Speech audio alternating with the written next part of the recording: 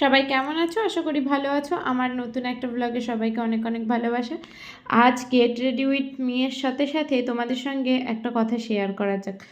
চলো, প্রথমেই আমি এখানে কিন্তু তৈরি হয়ে নিয়েছিলাম ডিউটিতে যাওয়ার জন্য। আর এই যে কানের দুটো দেখতে পাচ্ছ আমি পরছি, এই দুটো কিন্তু আমার ননদ মানে দিদিভাই গিফট করেছিল আমাকে।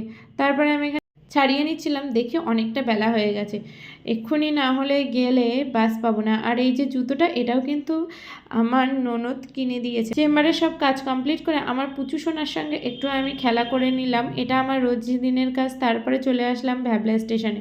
এখানে এসে আমি একটু নিজের মুখটা না দেখলে মনে করি না, মানে স্যাটিসফাইড হই না। তারপর ট্রেন ধরে নিয়েছিলাম, 6টার ট্রেন ধরেছিলাম, ধরার কথা ছিল 5টার ট্রেন। তারপরে সোজা বারাসাত চলে আসি।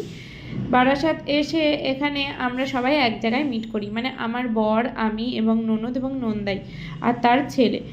তো তারপরে আমরা দত্তপুকুর ট্রেনে উঠে যাই, মানে দত্তপুকুর লোকালে উঠে যাই, এবং নামার পর এখান থেকে কিছু সবজি বাজার নিচ্ছিল দিদিভাই এবং কিছু ফলও নিচ্ছিল। তো তারপরে আমরা এখান চলে আসি দত্তপুকুরের যে এক্সপো রাসের মেলা, সেখানেই। তো এই মেলাটা খুব জোরদার হয়, আগে নাকি আরও বড় হতো, তবে আমার এটাই প্রথম, কারণ আমার বিয়ের পরে এরকম রাসের মেলায় আমি প্রথম আসলাম। এর আগে কোনো রাসের মেলায় আমি যাইও নি।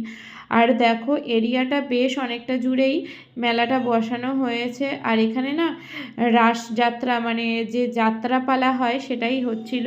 তো আমি প্রথম এই যাত্রাপালা দেখলাম, এর আগে কখনোই দেখিনি, তাই তোমাদের সঙ্গে একটু শেয়ার করে নিলাম। তারপরে আমার যে নেশা চুড়ি কানের ক্লিপ দেখার, তো সেখান থেকেই আমি একটু টুকটাক কিছু কিনে নিয়েছিলাম, একটা সানগ্লাসও কিনেছিলাম, আর এখানে পাপড়ি চাট খেয়েছিলাম। সেরকম কিছুই খাইনি। এই যে এই সানগ্লাসটার দোকান থেকে আমি 150 টাকা দিয়ে একটা সানগ্লাস কিনি। তারপরে আমরা সবাই মিলে মানে ননদের বাড়িতে যাই, এবং পরের দিন সেখান থেকে কোথায় যাই সেটাও তোমাদের সঙ্গে শেয়ার করব। আজকের মতো টাটা, বাই বাই।